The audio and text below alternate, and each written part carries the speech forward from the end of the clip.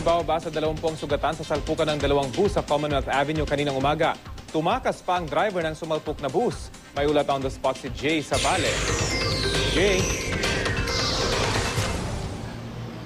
Rafi, nasa 21 ang pasahero ang nasaktan matapos magbanggaan ng Fermina Express at isang Nova bus kaninang umaga. UP ang likuran at basag ang bintana ng Fermina bus na ito matapos tumbukin ng isa pang pampaserong bus pasado alas 5 ng umaga kanina. Kwento ng driver ng biyaheng Baclaran Fermina Express, habang tinatahak nila ang kahabaan ng Commonwealth Avenue, bigla na lamang may sumalpok sa kanilang likuran.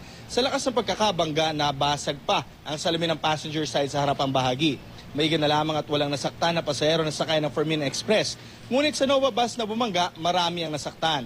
Ang Nova bus, basag ang buong windshield at wasak ang mahigit sa kalahati ng harapan.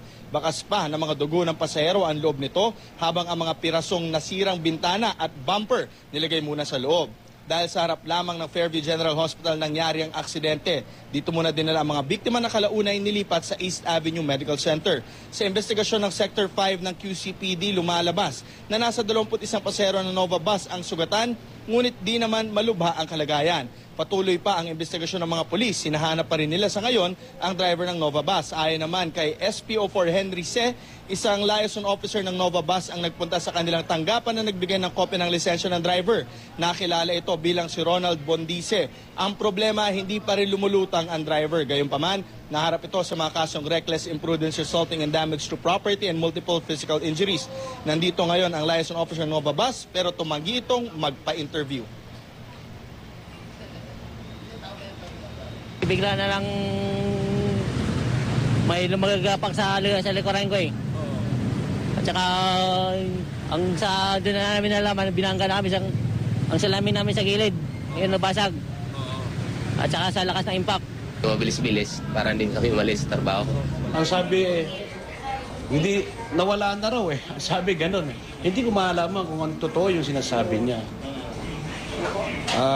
Kasi kung ano naman, hindi sila magsasubmit ng identity ng driver kung talagang tinatago nila. Dahil ang una namang kakasuhan dito yung driver, secondary yung operator.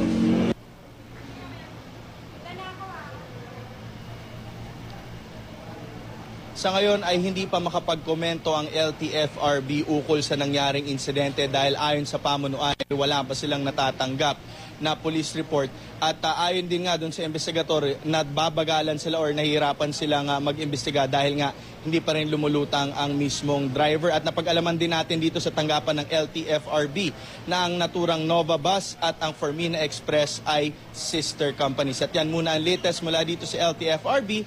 Balik sa iyo, Rafi. Maraming salamat, Jay Sabale.